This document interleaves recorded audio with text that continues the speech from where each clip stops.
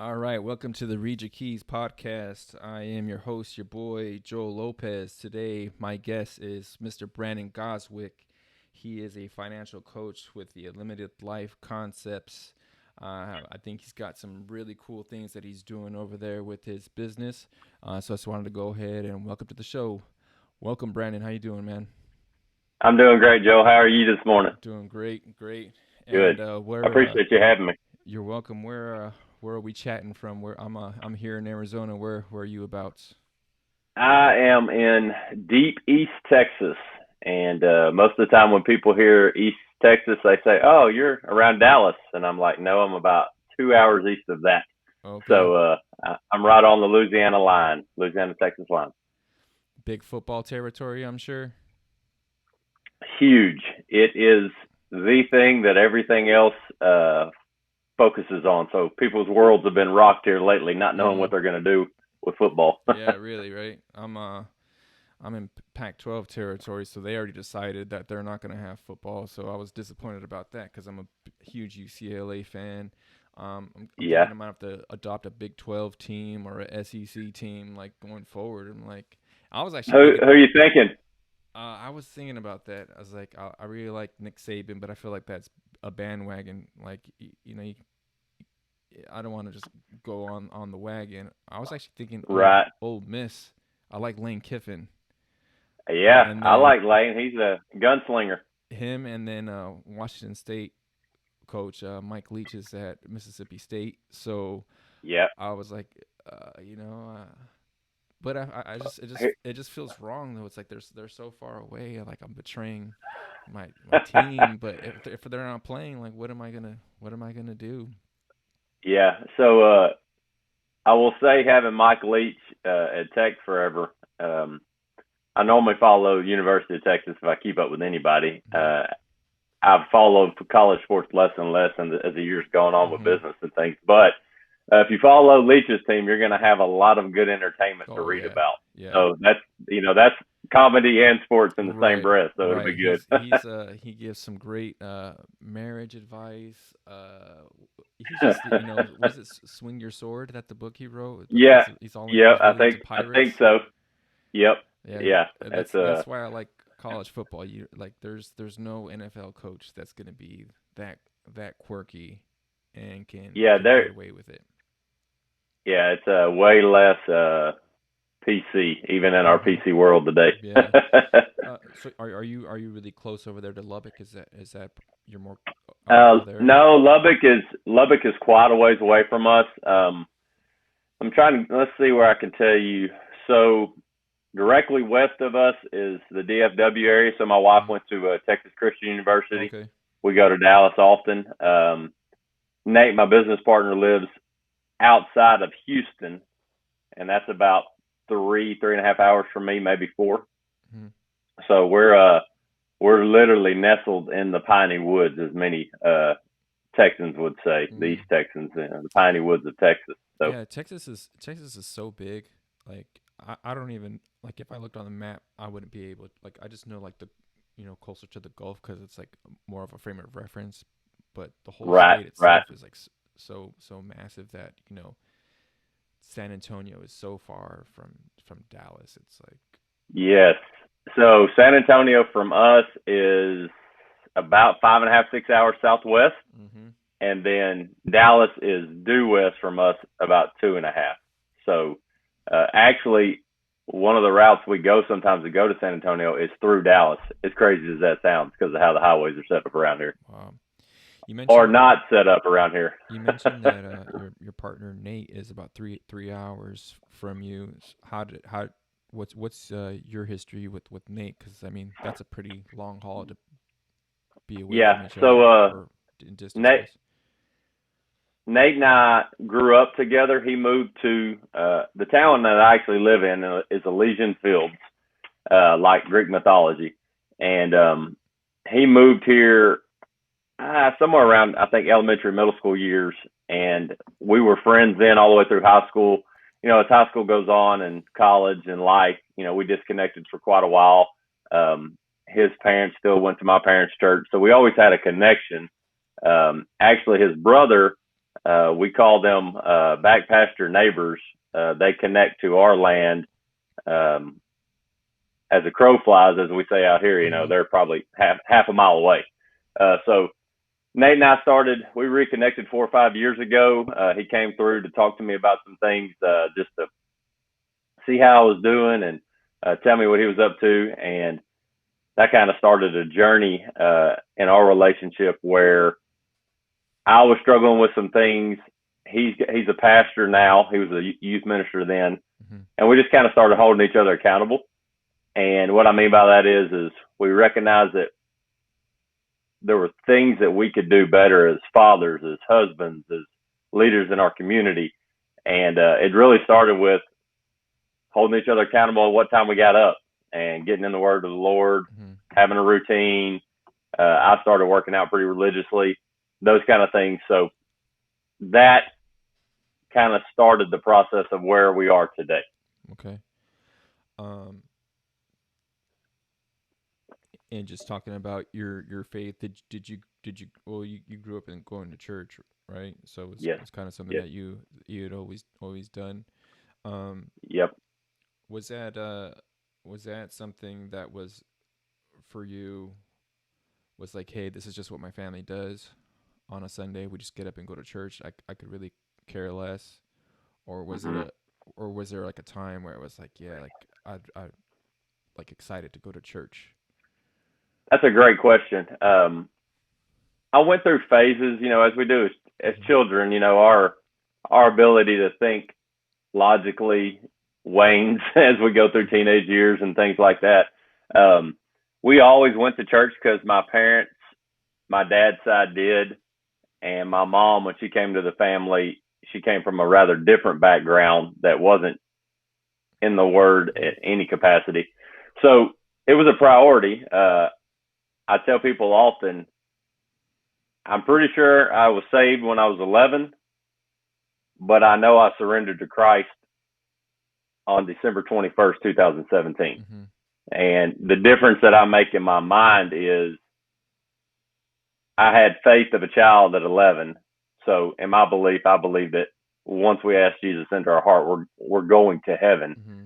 But then the transition of where that took me through life on and off with the Lord on that December 21st, 2017, I remember, and I'll never forget, being completely broken and knowing that whatever was going to happen from that day forward, I couldn't do it without looking at Jesus daily. Mm-hmm. And so to go back to your question about church, it's ebbed and flowed. And you asked before we started, is anything off limits? And nothing is. I have learned that the devil comes to steal, kill, and destroy. And we talked about this a couple of days ago. And that is not banter. That is as deep and as intense of a little couple of words as you can be with what he's really trying to do. So in my world, I can directly recognize that when I started living for Jesus, or trying to, in an imperfect body, that I recognize all these things that the devil had tricked me into believing were okay. Yeah. And so, I've enjoyed church on and off. We make sure our kids go now. But I still struggle with it because the go-getter in me that wants to get stuff done, I have to really watch it and realize that that's still important to show my kids a good foundation of being around believers and wanting to go out and share the word. And then so as far as like this let's call it striving, mm-hmm. Why do you feel like you have to temper that? Because you feel like, on when it's time to go to church, that you'd be like, hey, you know what, there's an opportunity here for me to do something, and there's an opportunity cost of going to a prayer meeting or something, as opposed to. Yeah. So this is the way I can put it into words, I think. My mother has always told me, and we're very close, I'm close with both sides of my family, that our biggest strength is often our biggest weakness. Mm-hmm. And we've got to recognize how that drives us, but also how that drives us into the ground if we're not aware of it. So a great book that I read, and I was actually discussing it. I have a little brothers Bible group with my brother and another set of brothers every Thursday morning, where we just kind of pour into each other and see how we're doing. Is Business Secrets from the Bible by Rabbi Daniel Lapin. I think you and I might have talked about the other day. We talked about Daniel Lapin, but not that book specifically. But yeah. Okay. And it just really helps you reframe being a driven, godly man. And, you know, the Holy Spirit is what convicts us in my belief system. And so I just try to be very in tune with that. And if you think about the Bible, you know, it's a living document in my belief. It's either all true or none of it's true, or, you know, it's sovereign or it's not. It makes it simple when you think about it that way for my brain. And, you know, the Bible talks about a few things a lot. It talks about money, which is what we do every day. It's intertwined with every single thing we do in our life. It's woven. It talks about marriage, you know, and Christ loving the church and how we should treat our wife. That's not coincidental. And it's very clear to me now that the things that are talked about the most in the Bible should be things that I pay a lot of attention to and how I lead. So I'm constantly trying to balance that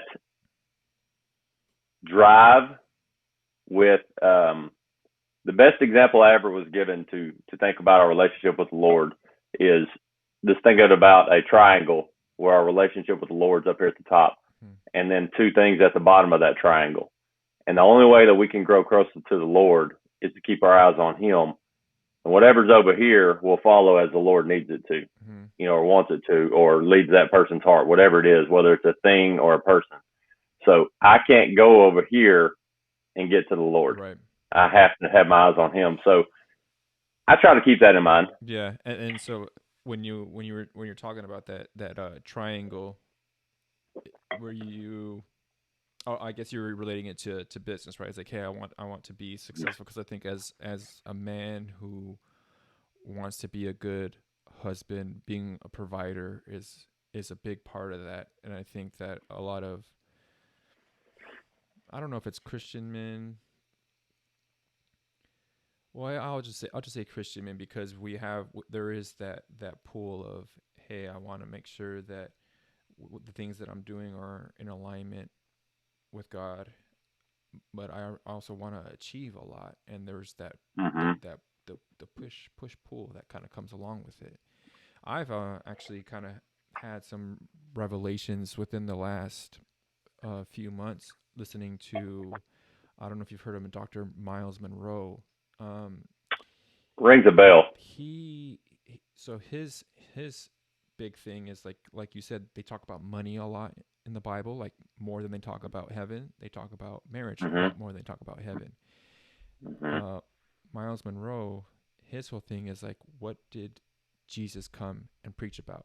And he says, the kingdom of heaven. So if you see, when you go back and you read it, it's like, yeah, whenever Jesus was coming about, they said, the kingdom of heaven is here. The kingdom of heaven is near. The kingdom of heaven is like. The kingdom of heaven is like. The kingdom is, all of his parables were like that. And it's like, well, if this is what Jesus was talking about, shouldn't that be what we talk about too? And so I was like, let me go read my Bible again. And then it's like, yep, it's right there. It is right there. So when we think about the rich young ruler comes and he asks him to give up all of his things, and then I might be getting him confused, but then he says, seek first the kingdom, and all these other things will be added onto you. And I think that's where a lot of Christian men are like, yeah, we want to have nice things for our family, and I think that's a great thing to have. But if we aimed for God, we would get those things. And I think there's a part of us that feels like, well, if I aim for God, then I'm going to lose out on all these other things. But it's like, no, it's the inverted kingdom, right? It's like the servant is the highest, not not what we're taught, that you need to be the top dog and everybody needs to serve you. It's like, no, you serve, and that's what makes you great. It's like, Yeah. Yeah. I love that. So Nate and I, when we sat down and we started designing what our business would be about, a little background on Nate and I. If you haven't read the book E-Myth, highly recommend it, because it kind of opened my eyes to how Nate and I are structured. Even though we knew it already, it gave us more insight. I'm more of a technician first and foremost, so I need to know how things work, and that can bog me down sometimes. Nate is a very creative, entrepreneurial brain from the word go. We make a great team because we both commit to keeping our eyes on the Lord and being selfless. So if we do that, that's servant leadership is what it rings in my head as. And when we are leading with other people's hearts and minds, all these things that the Bible talks about often, marriage and money and relationships, they all are related to still having an opportunity to share Jesus. Mm-hmm.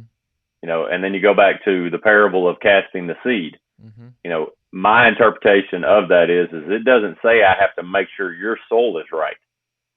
That's not my job. Mm-hmm. That's the Lord's job. Mm-hmm. I can't do that. Yeah. Now, I might have an impression on you for that, but I can't make that happen. Mm-hmm. But I can consistently demonstrate something that's different. And I think you and I would agree 100% that, and I don't mean this ugly, I mean this genuine, it is not hard to stand out today and be different. You either have to do a few things differently. Maybe you don't use bad language if you can help it. Maybe you don't. And these are all things I've done. So anybody who watches this know I am a sinner daily, saved by the Lord. See, that's where the world convinces us, I believe, that we need to be perfect and that we can't share the love of Jesus unless we are. And it's actually the opposite. It's we can share the love of Jesus because we're imperfect, and he's the reason we can have our sins washed away daily, because of him. So, servant leadership is vital. And the only way that I think you can do that is to not try to create status for yourself that is taking your eyes off the Lord. Yeah. So, well, because you can make it an idol, right? Mm-hmm. I think when you think of like your status, maybe that there's some kind of like a security that comes with it. Well, I guess part of it is we all have different needs. Like we're created for, and I think a status need is a need for significance, right? You want to know that we're here for a finite amount of time. That you mattered or you left an impression, and I guess maybe status has something to do with making your time on the world valuable, and so that's where you would get it from. Yeah. So Nate and I do an exercise that, Joel, you've already done. We call it the dream conversation, where we ask a couple, if we're working with anybody that's married, we always work together. We won't meet with just one spouse or the other in that situation, if at all possible. Where we get them to think about 3 years down the road looking back. And Nate and I have done a bunch of these now over the past 2-3 years. And the thing that you recognize almost always is what you just spoke to about what people are really looking for is a way to be significant, and money and time are just the ways to get there. And it doesn't always mean unhealthy significance. I mean, if Mother Teresa was significant, or other people, it's what significance are we sharing? And normally, if we can teach someone how to rethink their thinking about money, then they have the opportunity to grab these other things that will give them normally more time to leave a legacy or be significant. And everybody has a different opinion of what a legacy is. But what we notice in people going through our process is they've never thought about it, because they have been fighting the headwinds of life, like we like to teach, their entire life. And they just feel like they're barely going to make it. So when you help them rethink that, it helps. Yeah, let's get into more of the nuts and bolts of what you do there with unlimited life concept. So, because you just said that the headwinds of life, and that you know to be you know honest, that's me. Hmm. You get tied up in your financial obligations, and you have dreams, but it's, hey, I got the mortgage, I got preschool to pay for, I got car payments, I got, you get tied up in these obligations, and whether you did it for significance or you thought you were making the right choice, the fact of the matter is that they're there and they got to get taken care of. And as a man, you want to be able to take care of them. um Absolutely. and for a man who's you know having, when you're not getting a good night's sleep because you're thinking about those liabilities that Hmm. are not only there, but they're forming an army against you and That's a good way to look at it. marching on you, right? Hmm. Can you just go ahead and expound a little bit on what you and Nate do over there? So what we teach seems very complex at first, but I'd rather not dive into the weeds today because the Mm-hmm. complexity really meets however whoever we work with learns. And some people just need basic ideas, kind of like the Bible teaches, Mm-hmm. as opposed to the weeds. But I love the weeds, so just know Mm-hmm. that that's where I like to stay. But it's not where the best teaching comes in Okay. sometimes. So what we teach is we teach people to how to rethink their thinking about money. So anything that you have traditionally learned about money, where to place it, where to store it, how to flow it through your life, how to think about it in general, we first give you tools to rethink that thinking, Mm-hmm. which is super scary for most people because it's interesting. If what everybody's doing is not working consistently and gives us the feelings you just discussed, Mm-hmm. because I've had them too, Mm-hmm. why do we keep doing it? We have to answer that question first. And the answer that we see often, that I had often, is because it's the only thing we know. Right. And, it's like being a parent in an unhealthy cycle in a home. Something has to break that cycle. Either the parent has to go, I'm looking for something different. Mm-hmm. I don't want to experience what, my kids experience what I experienced. So same thing with money. So we teach people how to think one step differently in how money flows through their life. And then we teach them a vehicle of how to do that.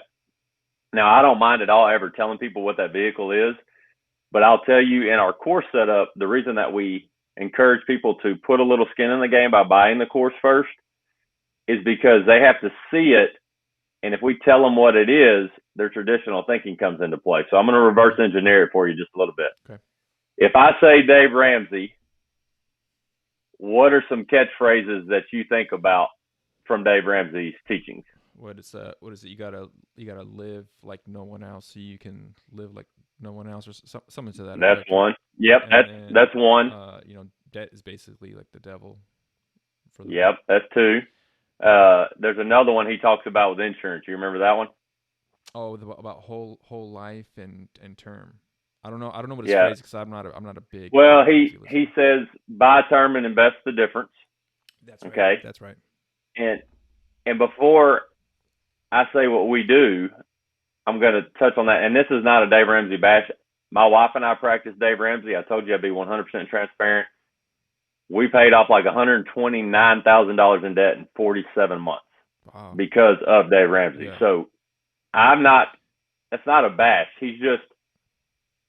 I don't even want to say he's missing the mark. I think he markets very well to 85% of the nation Mm-hmm. that doesn't know otherwise.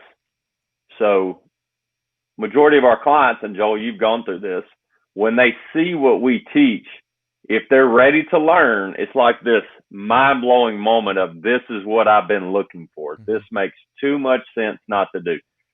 We get asked often, why don't people utilize this concept, and why haven't I heard about it? And our response that I stole this from Confessions of a CPA and the Truths About Whole Life Insurance. I'm forgetting the author's name. He said, those who know about it, practice it as often as possible. Mm-hmm. So we teach people how to utilize a properly structured whole life insurance policy through a mutual insurance company to leverage your cash in your advantage, as opposed to the traditional way of thinking about insurance where it's just for a death benefit. Because we're only going to jump off this earth once. That death benefit is not for us. It's for legacy or whatever we want to create.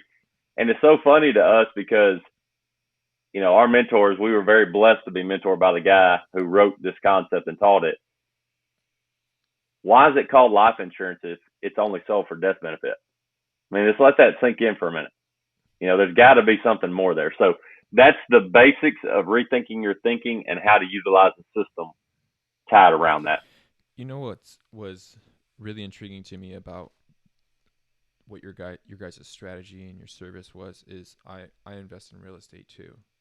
And the big thing and then I would buy houses at auction, and so you end up using a hard money lender, and so you have a 6-month term or a 12-month term, and you're paying like 1%, 2% of the cost, and you're paying like 12 or 13% because they don't care. Absolutely. Because they don't care about your credit or anything. It's fast, and it's just basically the property is worth 100, we'll lend to you at 65 or 70, go in and do your rehab and then go and flip it, right? But you know, most houses here in Arizona, you're not going to get them for 100,000, so we're talking about a little bit more. Well, in my mind, if it's like, well, if I could figure a way to finance that myself, at least a down payment or something like that, then I can get in the door. And now I'm saving myself money instead of having to go to somebody else. And just the ease of and the speed of the transaction is like, oh, this could be something where I can supercharge this business once I take care of all the consumer debt that I've kind of amassed, because I had a lot of kids, and they were pretty expensive, and you know. Yeah, that costs a little bit. You know, you can be I'm pretty disciplined for the most part, but when it's like, hey, this is what's going to be best for your kids, it's like, yeah, I'll pay that. This is what's going to be best for your kids. Yep, I'll pay that. And then so you're not afraid to capitalize, which is a key concept in what we teach. You put a little in, you get a little out. You put a lot into something that matters, you get a lot out. And that relates to our children, our marriage, our relationship with the Lord, any of that. So that's awesome. Isn't that funny the way that works? It's like the things that cost the most, the things that you put the most into are what are really meaningful. And I think a lot of people are looking for meaning, but they don't want to make that big investment, like to go in and really love someone, you know, your wife, and want to marry, because you know a lot of people don't even want to get married now. It's like, no, that's where the meaning comes from. It's like, but I'm gonna miss out on all these other options. It's like, well, you're trying to compare. You just gave me chills, man. You're trying to compare Thanksgiving dinner to Burger King and McDonald's. Like, go. Absolutely. You know, you won't be hungry. Absolutely. But you won't be satisfied either. That's right. Well, and so this is a country boy analogy. And I haven't spent my entire life working on a farm, so I don't want anybody to have that picture of me. But I do live on 80 acres, no neighbors. My in-laws have part of that property. My parents will have the other part. We may all live out here together at one point. And I'm excited about that. But in the country, on occasion, if you've ever had to build a fence, that is, just imagine, you know, miles and miles of fence on a straightaway that you can see. When you look at that land at first and you're thinking about driving T-posts, or you're thinking about digging holes with post hole diggers, or you're thinking about even using farmer equipment, it's going to be a process. There has to be a little bit of long-term thinking in there to get to the result of protecting the thing that matters the most for that fence's purpose. Normally cattle out here, you know, horses, things like that. Hay, your property, whatever. But when you drill that first hole and then that second hole, and you drive that first post and that second post, and you put that first wire, second wire, we normally do 5 wires out here, a barbed wire. When you get done and you see that thing, the finished product and the beauty that resonates with you because of your effort can't really be compared. And so when we talk to clients, or I do, you have to define what long-term thinking is, because in what we teach, which is called the Infinite Banking Concept, written by Nelson Nash, he wrote a book called Becoming Your Own Banker. He talks about thinking long-term. And sometimes when people hear that nowadays in the microwave mentality society we live in, it scares them to death, because thinking long-term for some people is like they can't go to 7 days out long-term. So why? But what we miss the mark on in regard to understanding money is we're putting our money in all of these qualified plans that are telling us we can't touch it for 30 years or 20 years, and we're not in charge of the ebbs and flows of it to a certain degree. So there's some twisted logic in there that we've created as a society. And I have a theory on that, but that might be for another podcast. But we might have to do that. But it's all about being able to see what you want to invest your time in, is really what it is. Do you think that, because I'm a city kid for the most part, and I've never dug a hole for fences. How old were you when you started doing that kind of work? I was with my grandfather, who invested a ton in my life. He died in 2002. I was with him or my uncle, or both, or him, my uncle, and my dad. And probably the first time I saw a fence built, I really would imagine I was probably as young or the same age as my youngest, who's 4. And, and possibly before then, I don't remember. I mean, I'm sure I remember getting to be a part of it. My grandfather and I remember we built a fence on his property when I was probably 11 or 12. And I remember him paying me like $100 because we worked a lot. And, but an 11 or 12-year-old, $100, 20 years ago, that's like $1,000 today. I was telling somebody at a party like a year or two ago, because I had kids, and it's like, man, $100 is like $20 now. Like, no doubt. You just if you were to go out to eat, it's like $100. It's like man, like. And as a family, that ain't even a nice place. No. Nowadays. No. Yeah. What I was thinking too, though, is, that's a lot of hard work that you did. And I've never had to do hard work like that, like building fence posts and stuff. All of my hard work, if I did work hard, was tied to sports, because I played football. So that was where, if anything, that's where I really had to work. And I coached high school football in the inner city. And so we would get these kids, and the coaches would say, like, these guys are not responsible. And I would watch the kids, and I would watch their parents, and it's like, these kids didn't have the opportunity to learn responsibility because they were never held accountable. I think that kind of goes back to what you started at the beginning, like you and Nate held each other accountable. Yep. I think that responsibility is something that gets taken for granted when you look at people who came from dysfunctional house lives. And that's just to kind of, for me to just kind of say, hey, I can kind of see it now, because these kids would come in and they'd be like, well, I want to play football. Well, it's like, well, no, you can't just come out and do this. You got to go get your physical. You got to get your paperwork. You got to pay these fees. It's like, well, I just want to play football. It's like, well, you haven't even registered for school yet. Like, you got to register for school. Right. And then it's like, hey, you got to be at practice at 3:00, and they want to come in at 3:05. It's like, hey, you're late. We got up downs now. And then so, like, that would be, for me, it was a way to kind of like, I'm gonna hold you responsible. And these kids had never been held accountable I don't know if, ever is a lot to say, but like Uh-huh. if they were getting it, it might have been in a public school, and in a public school, um, the especially now the teachers don't have a lot of backing. Yep. But with football, at least it was like, hey, if you want to be here, you got to play by my rules. So I could care. I'm not trying to be Nick Saban here and win championships. Right. I'm just trying to like give you the best that I have, and you give me your best. And if you don't want to do that, then you can find somewhere else to go. I'd like to win. Mm-hmm. I want to win. But if I lose, if I win with you being a knucklehead, I'd rather not. I'd rather you learn some things.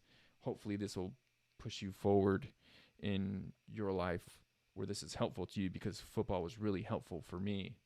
That's one of the reasons the podcast is called Read Your Keys, because Read Your Keys is basically like, I love it. Linebacker, safety. Exactly. Yes. Yeah. So it's basically like, hey, if you're in a certain position, there's a lot of noise that happens, but if you're paying attention to like 3 or 4 key movements, it'll take you to where you're supposed to be. And, absolutely. And so that's where I especially on a read option team. Yes. Yeah, you understand. I'm with you. Yeah, I do. A funny side story: when I had my first teaching job, so I spent 15 years in education. First half of that roughly was teaching and coaching, more geared towards coaching. I didn't do many classroom things, and the last half was coaching, but I also was a middle school principal for a large part of that. But I love Read the Keys, because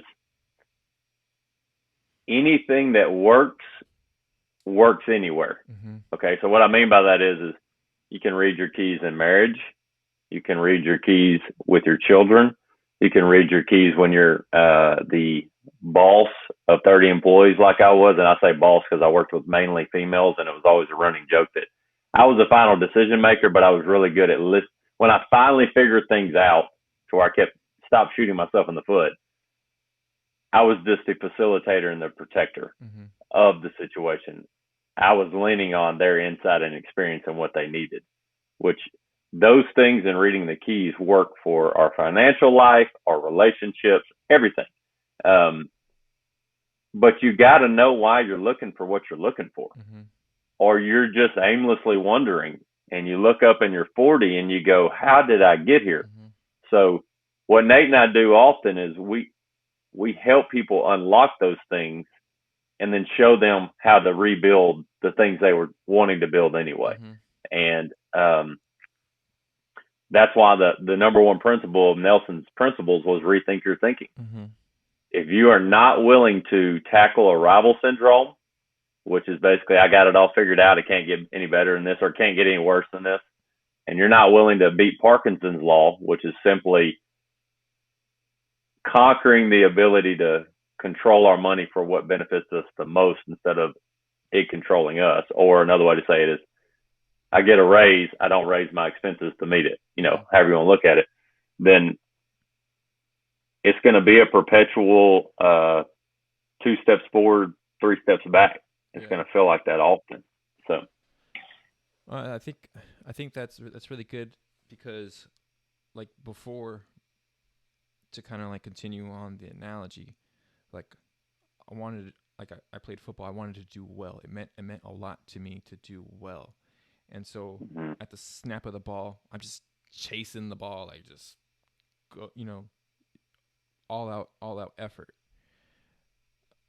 But once I learned that, like, no, there's keys, it was like, now I'm looking for different things. I'm not just looking for the ball. I'm looking to carry out my assignment.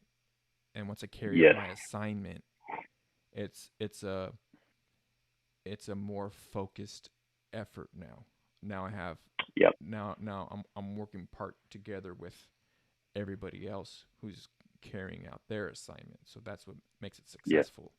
And I think the same thing maybe with money. It's like there's this full out, like that's kind of what I did. I put this full out effort with money, but it's like, I didn't know about some certain fundamentals that I didn't take care of, just like, tracking my money. Because to me, that's boring. Like, I don't want to track my money. Like I want to be the guy doing deals. Like, let me go find a deal. Let me go move the money around. But then, like, I'm not taking care of my cash flow. It's like there's fundamental things that you need to do And Mm-hmm. I think what you guys do there can kind of like, you know, that's another key. It's like, hey, if you can, because banking is a big part of the money equation, the cash flow equation. The like, if you want to do deals, here's a great option for you.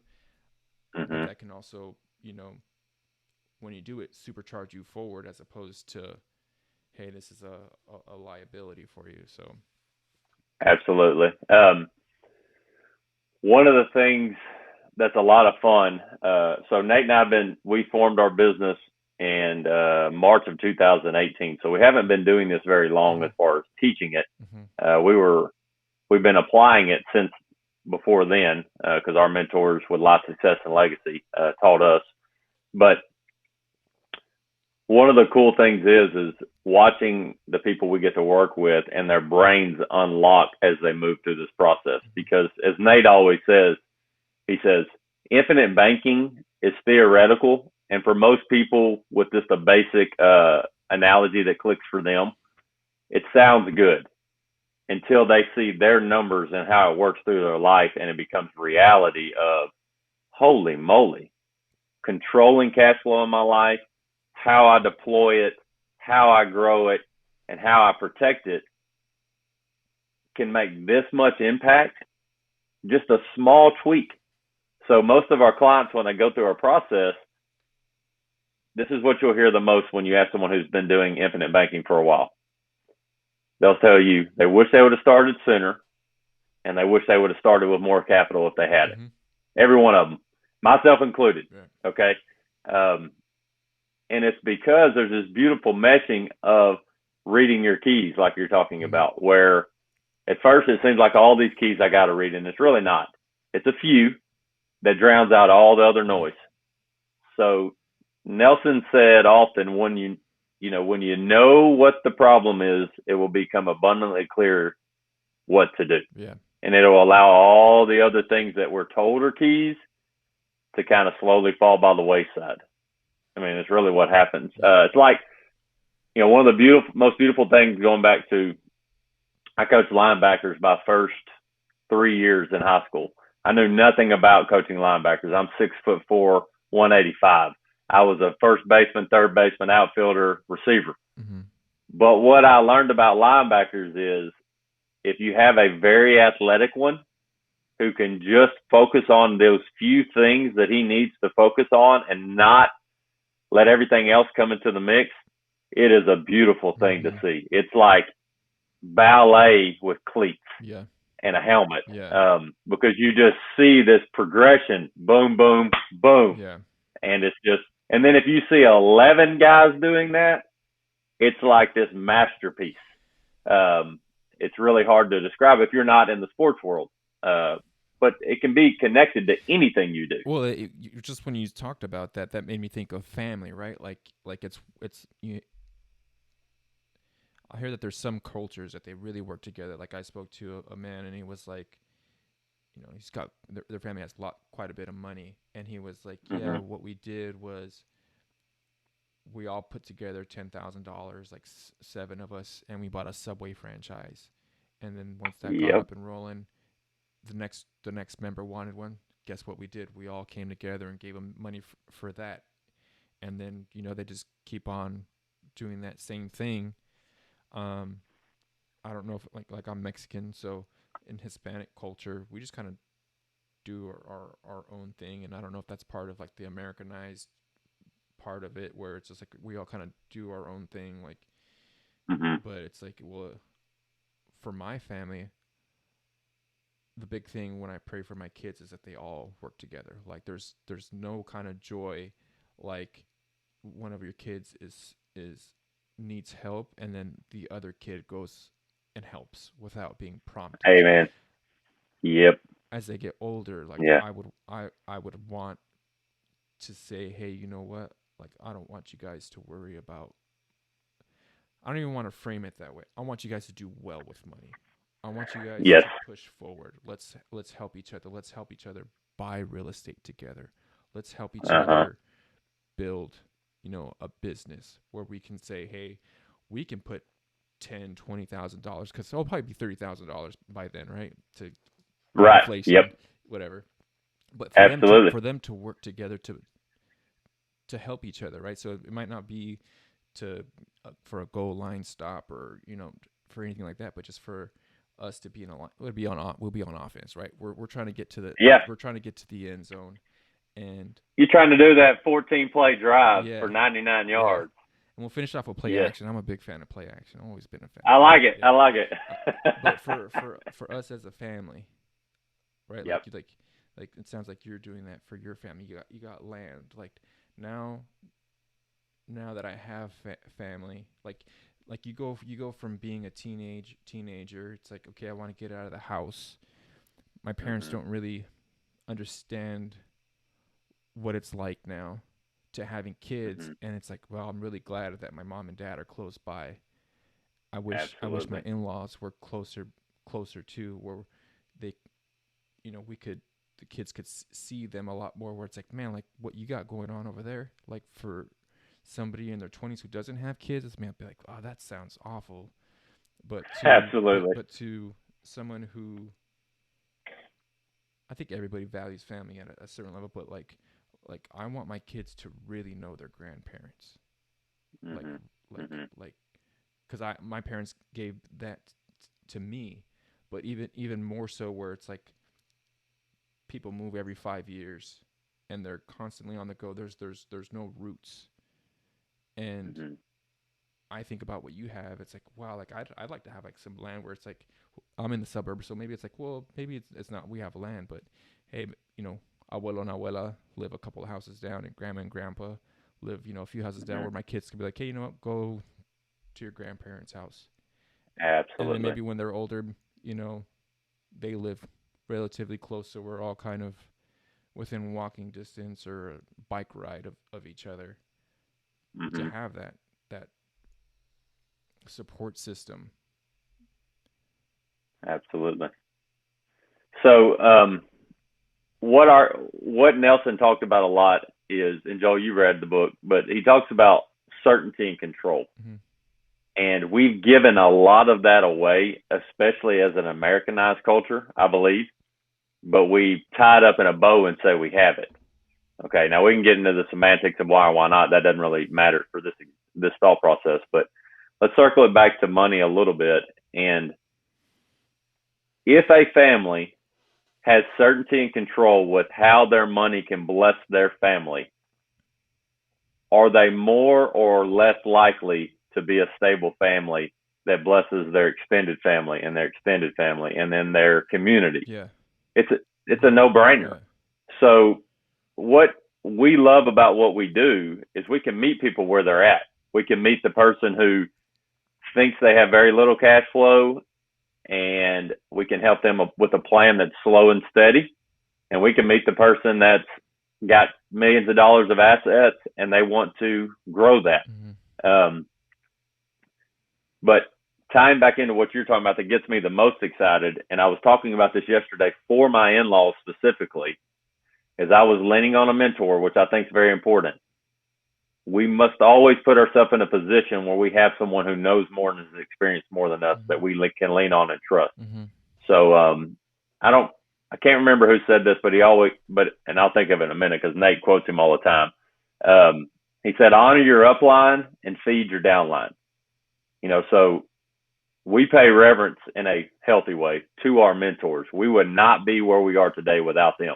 I can call them, go, hey, I need to get together with you and game plan this.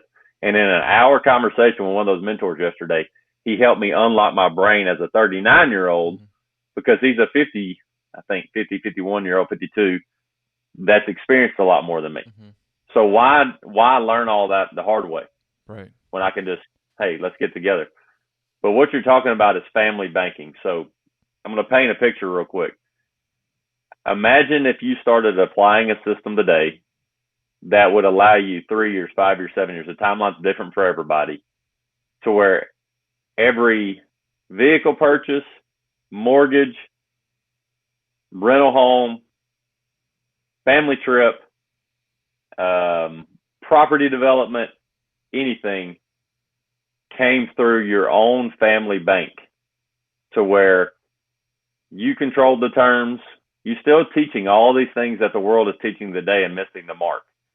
You know, you can show grace, but you can create all these things tied to this and create a structure if you're very hard-nosed where, Joel, you come to the family bank, we set up terms. This is what a promissory note looks like. This is what it looks like to amortize something out. This is what it looks like to pay it off early.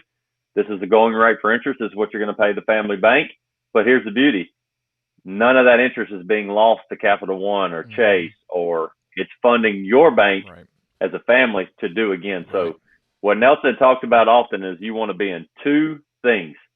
The thing you love, you know, whatever that passion is that you are good at or enjoy, coaching, teaching, doctor, whatever, and then banking. And you better understand banking, because that's where we're fighting that headwind daily, is because other people are controlling the banking function in our life, and we teach people how to control their own banking function. Yeah, I think that's why, you know, after we had that conversation, it's like, well, if you're playing Capital One, Chase, you got a little army, you know, of 16% or so marching against you, or, you know, 5% or so on your mortgage. If you've got that now working in your favor, like well, what does that do? You know, at least if you don't have it marching against you. But absolutely. But, I mean, you know, did you just buy a trailer too or something like that? We did. So when Nate and I started this a couple of years ago, Nate's the dreamer, but we've often referred to our partnership as he's the gas and I'm the brake. And I would say when we started, he was pedal to the floor for gas and I was brake to the floor.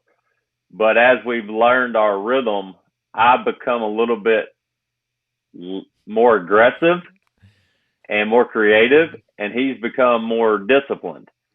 So, you know, our story is a beautiful thing because it ties back into vulnerability.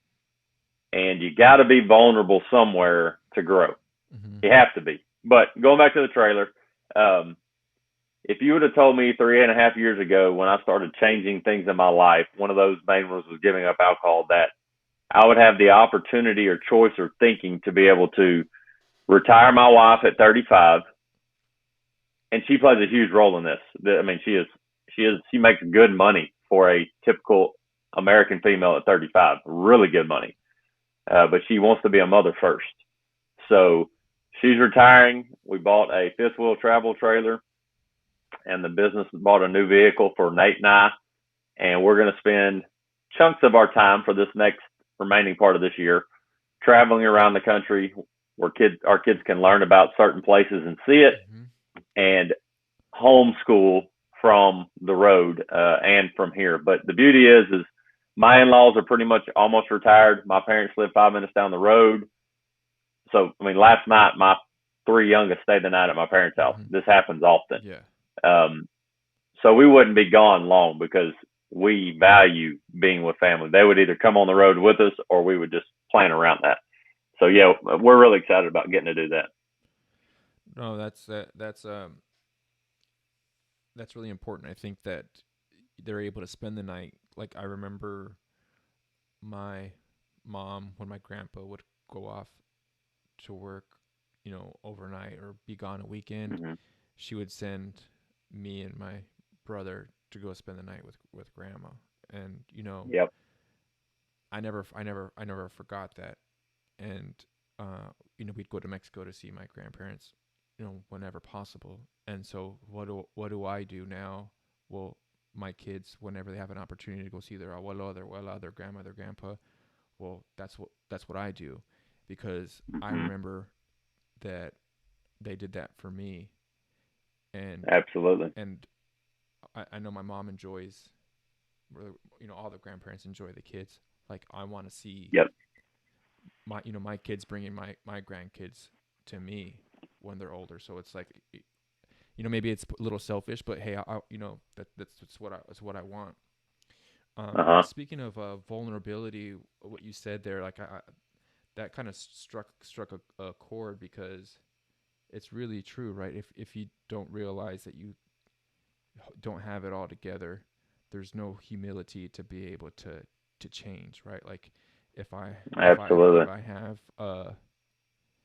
too much pride, then I can't say, you know what, maybe I'm not as good with my finances as I thought I am, or maybe I'm not as smart in this area as I thought I was, or maybe my Mm-hmm. marriage isn't as good as I think it is, because there's no vulnerability to say like, well, are you really that good? Because if Mm-hmm. we're looking at the results of what you've produced, can you really say that and be vulnerable enough to take the feedback to say, oh, okay, maybe I'm on the right path, or maybe not? Because I know, like, for me in my marriage, I saw I had a picture of my wife and I. We were my wife and I, we dated for we met really young, and we dated for Mm-hmm. like a good like 5 or 6 years before we got married, because I was like 16 when I met her. So Gotcha. I Gotcha. couldn't meet, 1 year, like, but she was the one. But Uh-huh. I saw a picture of us, and we were already like year 5, so it wasn't like oh, you guys are just new, right? Right. But Right. like, I was holding her, and I looked at my face, and I looked at her face in the picture, and I was like, I haven't seen that face in a long time. Yep. And Yep. it was I don't know if heartbreaking, but maybe a little bit. It was like, what why haven't I seen that face in such a long time? And Yeah. and Um, go ahead. well, I was just one of the biggest changes in my life that ties the test becoming testimony for me is pride was a big thing, and I think the devil comes at our pride as men often, and it convinces us. He convinces us it's something else that's healthy.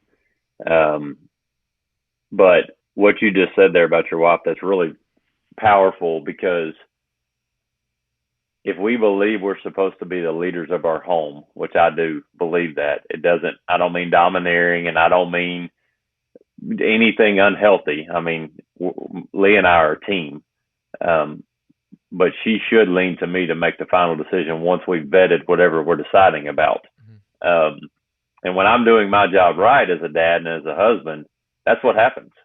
Um, but one of the best ways I vet where my heart is now that I could have never done years ago,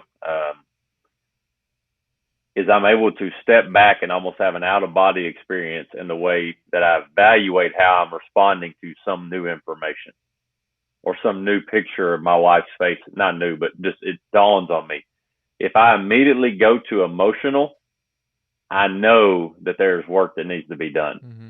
If it's defensive emotion, and that can only be done in me, I either have to have, first I have to have a relationship with the Lord that I can feel that conviction, because we can harden our heart to where we Mm-hmm. miss it. Mm-hmm. Second, I got to have men around me that don't carry the burden of me being a man, and that they can help me be a godly man where my wife can't. Mm-hmm. It's not my wife's job to hold my feet to the fire as a man, because she's a woman created Mm-hmm. the way God wanted women to Right. be created. So, I can go to a guy and say, look, I'm struggling with this. I don't know why. I need your prayers, but it doesn't mean I'm just going to lay down and take it. I'm going to figure out how to tackle it, Yeah. but I'm going to try to figure it out in the right path. Uh, so now when I see things like that, I'm able to go, where's my heart on this?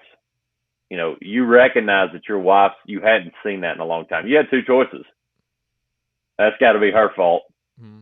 It's something she's doing, or what can I do? Right. What can I do differently? And I So, think that's because we had taken some leadership courses before we had kids, and a big thing was, the power of choice, and being able to, I can't control how she thinks or reacts. I can only control how I think, react, behave. mhm, And mhm, so that that picture and that realization started a chain reaction of taking responsibility for where I had. So like when we got married, like she was, my wife is my dream girl. Like not everybody Mm-hmm. gets to say that, unfortunately. Absolutely. But Yeah. she was my dream girl, and I'm not gonna lie, Mm-hmm. I'm not a bad looking guy. Like I like your hair, man. Thanks. It's good. I could it's my mom's Yes. side of the family. I could have had choices. I like it. I could have had choices, but I got my dream girl, and I really did from that. Uh-huh. But like there was a shift because I didn't grow up with a lot of money, and Mm-hmm. her family they had quite a bit more, and so Okay.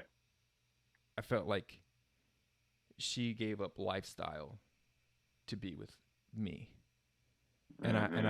I always loved her for that was part of the one of the reasons that I loved her, because I didn't even have a job when we got married, Mm-hmm. Mm-hmm. but it was really young. But anyway, Right. it went from you're my dream girl, like all not all about you, obviously God first, but Right. it's like this is taken care of now. I got what I always wanted. Now I gotta go make something happen to make it worth the sacrifice of being with me. So I gotta go with more money. I gotta Uh-huh. I gotta go charge into business and try to make these things happen. And Mm-hmm. in doing so, I neglected my first love. Though like Mm-hmm. like if I made $1 million or not, like it wouldn't have mattered if she wasn't with me. But Absolutely. I was acting in a manner where, or behaving in a manner where I was devaluing what she had meant to me. And it's like, well, let's get our Yep. priorities straight here, buddy. Like Eh, because I was Absolutely. so focused on, okay, we can't spend money here because I'm trying to save it for this business venture that I got going on, or we're going to buy the Mm-hmm. cheap clothes here, or we're not going to go on dates or whatever, because it's like, no. And, our marriage suffered for it. Mm-hmm. And so Yep. now it's like, you can pay more for the dates, or you can pay for the divorce. Like, That's a great way of putting it. what do you want to Yes. pay for? And now with Yeah. kids, like that's not an option for me. So Yep. No doubt. let's figure this out. Absolutely. The thing that jumped into my mind as you were telling that beautiful thought process transition is, I think if we're doing things that are pleasing to the Lord and how we're attacking life, we're going to get to junctures in our life down the road where we're able to look back and recognize His sovereignty and His plan for us that we couldn't see, and see that we were trying to stay in His will, even if we couldn't see it when we were in the dark times of it. And, I'm, as a coach, you know this, coaches a lot of times like to teach with analogies, but, when we have two magnets, I'm one magnet as a husband and my wife's the other magnet, the best chance for her to draw into me the way we as men typically want our wives to depend on us is for the right side of the magnet to be facing the right side of her magnet. Mm-hmm. I can control that. I can't control if she resists or not, but I can control that and not go, well, this is my side of my magnet, by goodness, you better get your side right. Mm-hmm. Because as husbands, we know that, that just doesn't work well. So when I meet a young person now, and I've had many blessings I'm starting to have opportunities to mentor younger men than me. That's very similar to that magnet analogy. They're drawn in because they see something different that they want. Mm-hmm. And I can tell them, look, I can tell you what not to do, but I can tell you what works. They're drawn in because they notice something different, but it's because I'm trying to make sure that side of the magnet is available to them, Yeah. in a healthy way.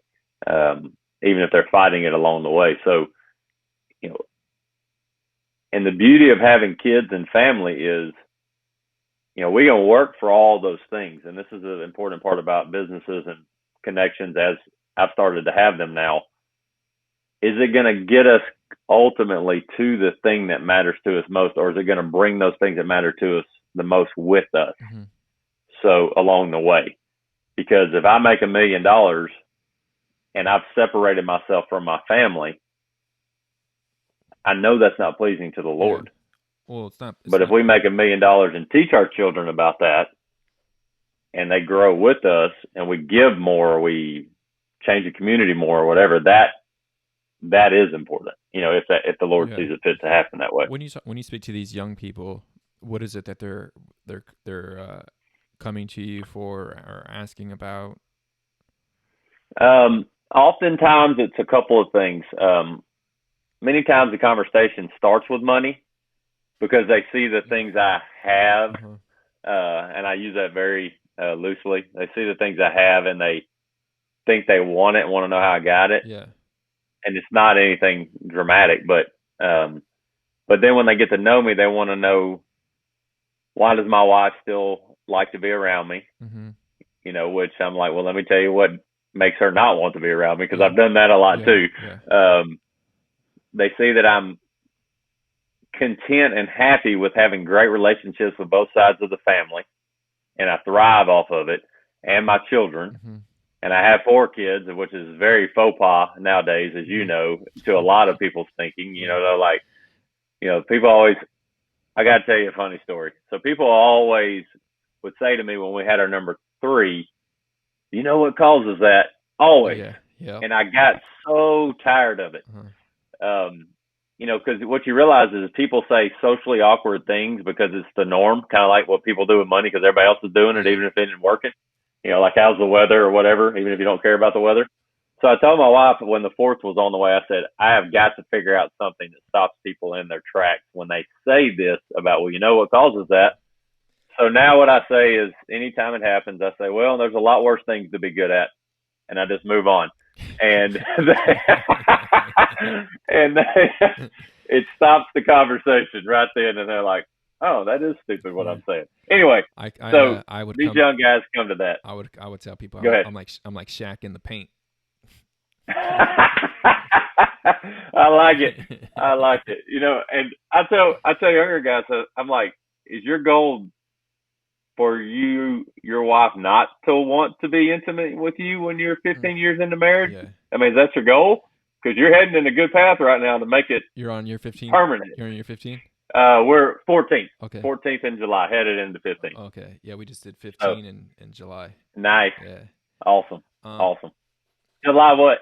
2nd. Okay, we're the 7th. And I told you 14th. We just finished 13th because we were 777. So we're going into our 14th. That's good. Yeah. You did 7-7. So I was telling my wife was, you know, we were just having a conversation with a couple because we got married in 2005. I told my wife that I wanted to get married in a year divisible by 5. So if it didn't happen in 2005, she was going to have to wait till 2010. And people are like, you're weird. Why is that? Well, it's like, well, my anniversary, like when I get to, it's easy for me to do the math. Like it's 15 years because it's just, you know, 5, 10, 15, 20. I don't have to absolutely do like average, you know, any complicated math. Like I need things to be simple. So you need to wait. And the other thing, when we got married too, it was like, we can't get married during football season. People are like, you're weird, man. Like, why would you do that? It's like, hey, look it's going to be an argument if it's you know, I have a game, or you know, I wanted to coach, or you know, like UCLA is playing. Like that's an argument. Why do you want to start an argument? Like let's just avoid that. That's having a strategy ahead of time. Yeah. can really help negate a lot of headache down the road. That's for true, sure. A lot of things. Yeah, well, think about that. Yeah. Let me tell you, the Lord has a sense of humor because we were both pretty proud of doing 777. And then our 4th child, who is a firecracker, he was born on July 7th. Nice. So, you know, it's always it's funny. Like, hey, you know, your birthday or anniversary, like, well, you know, the kid didn't really have a choice in when he was born, so Absolutely. That's what we're So doing. we've gotten pretty good at just planning The around week it, but before or the week it after. makes it good. Yeah. So, your four kids. Like I want to talk about your time in middle school. Is that what you hmm had gone to go study for, or is that something that just kind of ended up in? Because you did mention coaching, so was it like, hey, I want to coach, so I do this because of that? So I knew that I wanted to play sports as long as I could play them. Hmm. I played 4 years of college baseball, tried out for the basketball team, made it, played golf. Sports are a big part of what I still do to this day. My dad and brother and I still play men's baseball league with a wood bat. So I knew I was going to go that route, and I got into education because of coaching. I Hmm. mean, 100%. And in Texas, if you're going to get into education for coaching, you still have to do something else. Yeah. There's not an option to just coach unless you're volunteering on occasion in some places. So it started out just coaching when we didn't have any kids. Then our first started coming along, and you know, as a head baseball coach, we worked football and baseball 80, 90 hours a week Yeah. sometimes. And, I realized pretty quick that I was going to have to transition to something different, not because I didn't enjoy coaching, but I couldn't see the value in being away from my Yeah. family that much, Yeah. even when I wasn't in as good a place as I am now Yeah. mentally in my thinking. Um, so I started working towards becoming an administrator of some sort. And then around 2010, I became the middle school principal in the community I was originally from, and was a head baseball coach and all that for a while. And then from 2010 until this past, well, actually in July was my last contractual date with them because now I do unlimited life full time. Oh, so this is Um, recent then that you transitioned out. yeah, Okay. very, very. We've had a lot going on the last 4 years. I gave up alcohol completely. I've shifted my life pretty dramatically in a lot of areas. Uh, I moved out of the profession I thought I'd be in forever. I actually had my superintendent documentation to get that done. I thought I was going to be the next superintendent in our area, or was going to try to be. Hmm. So there's been a lot of change. My wife Leah's coming home for good, but I recognize all of that now as God's grace and blessings on my life. That it was time for a new season. Hmm. Is really what it is, and And radically different than I what you can't had tell you imagined. I mean, like dramatically. And I can tell you now, I wouldn't change it without a doubt. But there were some dark times, some real dark times to get to the point that I can tell you that with contentment today. Hmm. So The district where you were at, I mean, was it a fairly large school? I mean, how many kids are we talking about? we are a very, very small district. So we are what the state of Texas considers a 3A school now, which used to be a 2A 10 years ago or so. We have in the whole district around 900 kids, Is the pre-K through is the 12. highest there in Texas? Does it go up to 5? That's the highest, or is it lower? Like 1 is the It highest. goes up to 5 at least, and I think they may do 6A now, And that's the if I remember highest. right. Yes, Okay. yeah. So, and the lowest is 1A. Okay. Yeah. So some states do B, Yeah. but Being from not in being Texas. from California, Division 1 was the highest, and then they would go down. Here in Okay. Arizona, I think it's the same as like Texas, like 5A. So it's like I could never keep track like what number it's on because it can keep on growing. Whereas like, man, you should do like they did in California because 1 is 1. Like Uh huh. Division 1 is college. That's the top, and then everybody else kind of follows after. But I just wanted to kind of get a feel for, um, Yep. where, um, where is Permian? Are you near there? Permian's a ways away. So Permian, I think, is about 7 hours Oh, 7 hours west yeah. of us. What's Yeah, like you said, I think if we drove almost all day from where we're at right now, and we hopped on I-20, the corridor that goes east to west all the way across Texas, I think we would drive all day. Yeah. Or pretty close to it. I mean, we are that far east, you Yeah. know, on the spectrum of Texas. Gotcha. So, but those places I know because it is a small community, but you know, I played on a state championship contender. We went to the state championship in high school, played in Cowboy Stadium. So football is a big deal around here, without a doubt. So even in a small town. Give me 1 second. You're good, man.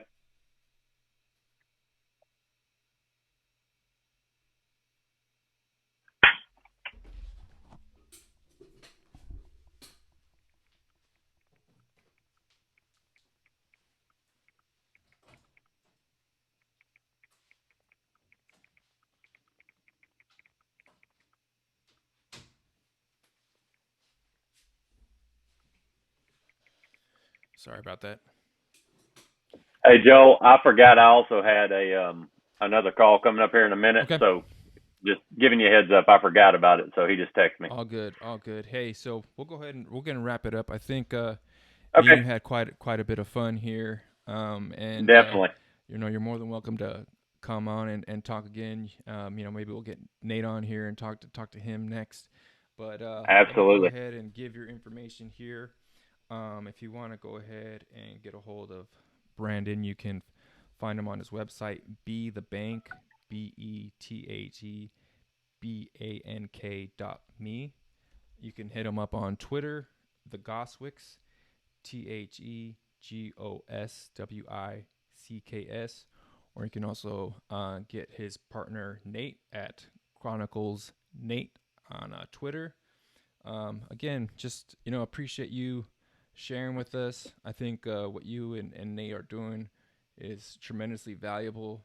I think people need to kind of let go of some conventional wisdom that maybe isn't so beneficial for them. But yeah, absolutely. just really appreciate you having you coming on, especially with the short notice. But it was a lot of fun chatting with you, man. Joe, I had it's really fun to be in this opportunity to connect with people all over the world. People always talk about the internet's this, the internet's that. This is my flip on it. Any tool we put in our hand can be for good or bad. Mm-hmm. Any. So I would challenge everybody, if you are using social media for anything other than things that bring value to your life, step back and reevaluate. If it's creating angst or anxiety or frustration, there's a better way to use it. Because Joel and I connected less than a week ago in person over the phone, and there's been an immediate connection of a really obvious process of how we've gone through life that resonated with both of us. So I really appreciate the opportunity of being on. I definitely look forward to hearing and seeing how the podcast grows, and thank you for that chance to get on here today. You got it, man. God bless you and your family. So, hey, thanks so much for tuning in to the Read Your Keys podcast. Appreciate you guys. Have a good one.